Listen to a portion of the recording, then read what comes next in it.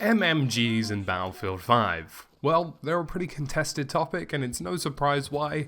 I feel like everybody at one point has either been the victim of an MMG spray, or has been the one perpetrating it. And there's been a lot of questions about what MMGs should look like in Battlefield, and how exactly they fit into the game. Now, bearing in mind, let's flash back a few years. Battlefield was supposed to have combat roles to a more full extent in Battlefield 5. There was supposed to be a much more fleshed out system, or at least that was implied at some of the events that took place. So this MMG that was previously supposed to be a more defensive combat role is kind of in a weird place in Battlefield, because we've never really had classifications of light machine guns that splits them into two sections. Traditionally in Battlefield 3 and 4, most of you remember that it was all just one thing, whether it was the RPK-74 or anything in between like an M249 SAW.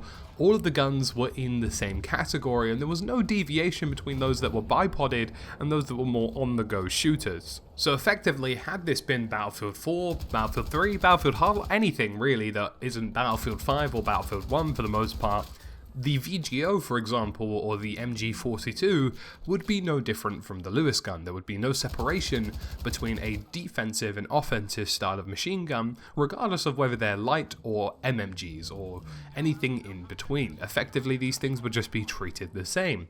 Now, with this new deviation in Battlefield 5, there has certainly been a problem, and that's how to balance these things, because effectively, not only does this change how MMGs work and how machine guns in general work, but it definitely causes a problem in the sense that there are some players who believe that they're far too powerful, other players who believe that they're useless, and really finding an in-between is quite challenging. So let me outline the problem. Well, number one, you can only really use MMGs when they're bipodded, and let's be honest, 90% of the time anybody's bipodded in Battlefield, they get their head torn off within the space of about 20 seconds. So it's not really something that I would recommend, and I rarely use MMGs myself. You know, don't get me wrong, they have their uses on certain game modes and certain positions, but for the most part, I've generally quite avoided them. I'd say the Lewis gun as the LMG is probably the closest I've come to that. But on the flip side of things, have these guns not have bipods and they could be used almost anywhere without having to lay down a bipod and aim down sight, you're looking at massively fast rate of fire machine guns with high magazine counts and really decent ranges for the most part that could do pretty serious damage.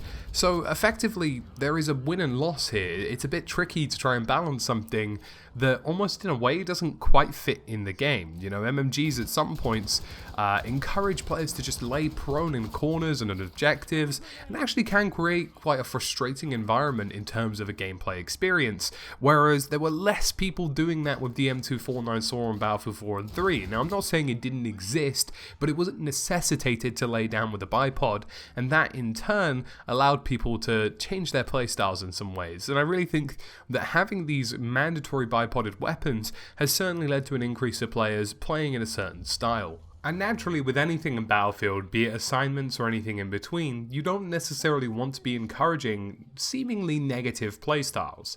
Now, I'm not saying prone shouldn't exist and bipodding shouldn't exist, but I'm saying when a vast majority of players are resorting to it, or people in general are using them quite frequently, it does point towards a situation where perhaps there needs to be a rethink as to how things work, and more importantly, in terms of how you can make MMGs more efficient for everyone, because most people are not inclined to use a bipod from day-to-day basis, and bipods in general, I'd say, especially in the days of Battlefield 3 and 4, people had options to use various different types of things beyond just bipods. They had vertical foregrips, they had potato grips, and everything in between.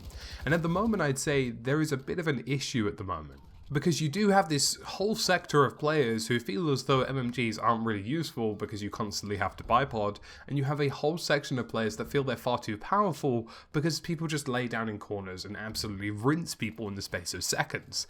I think some of us are pretty well known that using something like a VGO will kill somebody nearly instantaneously. It feels as though they basically have zero time to respond to anything. And this creates a sticky situation, because at no point when you make a game do you want to start deleting things, and I don't think anybody would really like to see things like the MG42 gone from Battlefield 5. But rather, I feel there needs to be some kind of compromise made here in order to get this down to a T, because most people feel as though MMGs are useless, and other people feel as though MMGs are just far too powerful. And where do we find this middle ground? And this is the question I guess we're trying to tackle today. Now, one of the best suggestions I've seen from this is a guy called Technical DIY, or Alex. I follow him on Twitter. He's a great guy, and I'll link him in the description below. And his suggestion was having a system whereby MMGs become steadily less accurate if you use them without being bipoded. So effectively, you'd still be able to take out enemies to some degree, but eventually you will lose accuracy relatively quickly. And this sounds like a good system, or at least a good compromise, but of course there are still some issues. For example, at what point do you reset the accuracy of an MMG when they're not being bipoded? And more importantly, questions like, well, if that's the case, then does it kind of defeat SMGs at close range? It's a lot of issues that definitely are struggling to be handled in general, but I really think at the moment MMGs just need to be taken back, and there needs to be a real rethink as to how they work. I absolutely would advocate temporarily locking all MMGs and rebalancing them. I don't think that's a necessary issue. I just feel as though at this point in time there needs to be a change in pace for how these things work. And again, I'm also not pretending that the proposed solution here is in fact perfect, but I feel as though there needs to be something. At the moment, MMGs are just in a strange place, and I think it's hard to try and find something that will balance these weapons in a very effective way.